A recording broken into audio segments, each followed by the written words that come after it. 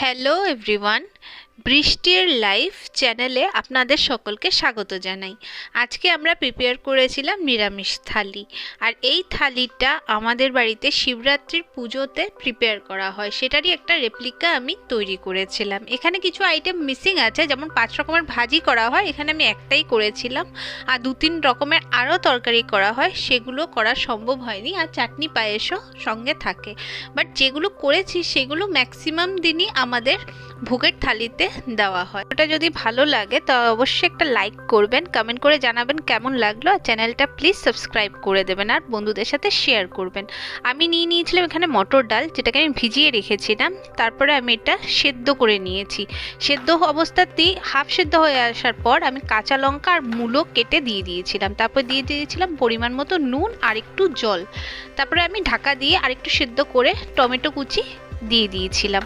তারপরে আমি একটা কড়াইতে কালো জিরে, মেথি আর শুকনো লঙ্কা ভেজে ডালে ফোড়ন দিয়ে দিয়েছিলাম। তারপরে ভালো করে দিয়ে দিয়েছিলাম হাফ চামচ পরিমাণে হলুদ। আর এই অবস্থাতে আমি নুনটাও চেক করে নিয়েছিলাম, আমার আর নুনের প্রয়োজন হয়নি। তারপরে দিয়ে দিয়েছিলাম এক টুকরো তেঁতুল, তাতে টকটক ভাবটা খুব ভালো আসার, খেতেও ভালো লাগে। তারপরে দিয়ে দিয়েছিলাম ধনেপাতা কুচি। আর এভাবেই আমার মটর ডাল মূলো আর টমেটো দিয়ে তৈরি হয়ে গেছিল। তারপরে আমি প্রিপেয়ার করেছিলাম শাক, যার জন্য আমি এখানে কিছু বেগুন কুচি করে কেটে ভেজে নিয়েছিলাম। পরে একটা প্যানে আমি শুকনো লঙ্কা আর মেথি ফোড়ন দিয়ে আমি শাকটা দিয়ে দিয়েছিলাম। এখানে আমি মেথি শাক আর পালং শাক নিয়েছিলাম 2:1 পরিমাণে।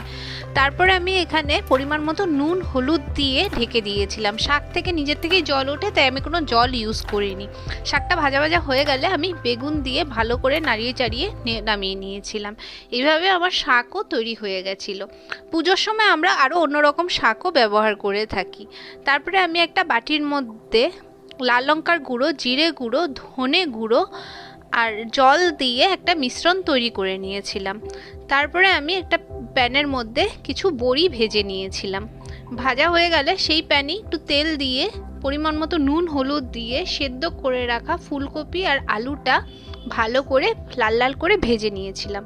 আমি এখানে ফুলকপি আর আলুটা সেদ্ধ করে নিয়েছিলাম, কারণ আমি এখানে নতুন আলু ইউজ করেছি, আর ফুলকপি সেদ্ধ করে নিলে গ্যাসটা কম হয়। তারপরে ওই প্যানে ওই তেল আরেকটু তেল দিয়ে তেজপাতা আর জিরে ফোড়ন দিয়ে দিয়েছিলাম।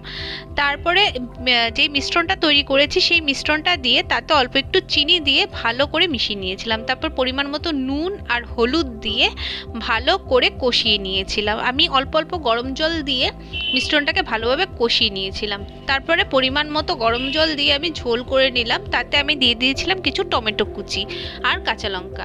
তারপরে ঝোলটা ভালোভাবে ফুটে উঠলে আমি তাতে বড়িটা দিয়ে দিয়েছিলাম। বড়িটা আমি ভেজে একটা জলের মধ্যে রেখেছিলাম যাতে সফটনেসটা বজায় থাকে। তারপরে আমি সব সবজিগুলো দিয়ে ভালো করে ফুটিয়ে নিয়েছিলাম। তারপর দিয়ে দিয়েছিলাম পরিমাণ মতো ঘি, আর একটু নামানোর আগে অল্প একটু হিং দিয়েছিলাম, তাতে টেস্টটা আর গন্ধটা খুব সুন্দর ওঠে। তারপরে দিয়ে দিয়েছিলাম গরম মশলার গুঁড়ো। তারপর ভালো করে ঢেকে 5 মিনিট রেখে তারপরে আমি নামিয়ে নিয়েছিলাম ফুলকপির বড়ি দিয়ে ঝোল। তারপরে আমি একটা সব সবজি দিয়ে ঘন্ট তৈরি করে নিচ্ছিলাম, যার জন্য আমি সর্ষের তেলের মধ্যে 5 ফোড়ন দিয়ে কাঁচা লঙ্কা কুচি দিয়ে দিয়েছিলাম। সব কিছু ভাজা হয়ে গেলে আমি দিয়ে দিয়েছিলাম বিভিন্ন রকমের সবজি। এখানে আমি অনেক রকমের সবজি ইউজ করেছি, যেগুলো শীতকালে পাওয়া যায়। আপনারা চাইলে আপনাদের ইচ্ছা মতন সবজি এখানে ইউজ করতে পারেন। তারপরে দিয়ে দিয়েছিলাম পরিমাণ মতো নুন আর হলুদ দিয়ে আমি ঢাকা দিয়ে দিয়েছিলাম। এটা তো আমি কোনো জল ইউজ করিনি, কারণ নিজের থেকে এখানে জল উঠতে শুরু করেছিল। এবার আমি ঢাকা দিয়ে সব কিছু সেদ্ধ করে নিয়েছিলাম। সেদ্ধ হয়ে যাওয়ার পর দিয়ে দিয়েছিলাম পরিমাণ মতো চিনি। তারপরে ভালো করে সব কিছুকে কষিয়ে নিচ্ছিলাম। এর মধ্যে আমি একটা মশলাও প্রিপেয়ার করে নিয়েছিলাম, যেটা ছিল ভাজা মশলা, যেটার মধ্যে জিরে, ধনে, মিষ্টি জিরে, মেথি, কালো জিরে আর কসুরি মেথি ছিল, আর একটু ছিল বিট নুন। এই মশলাটা আমি ভেজে মিক্সচারে গুঁড়ো করে তারপরে ছড়িয়ে দিয়েছিলাম। তারপরে দিয়ে দিয়েছিলাম ধনেপাতা কুচি। তারপরে আমি ভেজে নিয়েছিলাম গরম গরম বেগুন ভাজা। আর আমি এখানে আতপ চাল ইউজ করেছিলাম, ভোগের থালি রেপ্লিকা করছিলাম বলে। এখানে আমাদের যেমন লাউয়ের ঘন্ট, বাঁধাকপি, পনির, মোচা, আরও অনেক রকমের সবজি তৈরি হয়ে থাকে। বাট এত কিছু করা সম্ভব হয়নি, তাই আমরা ছোট করেই একটা থালি তৈরি করেছিলাম। আর এখানে আমাদের চাটনি, পায়েস, মিষ্টিও থাকে।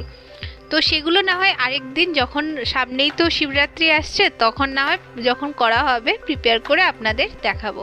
ভিডিওটা ভালো লাগলে অবশ্যই একটা লাইক করবেন, কমেন্ট করে জানাবেন যে আপনাদের কেমন লাগলো।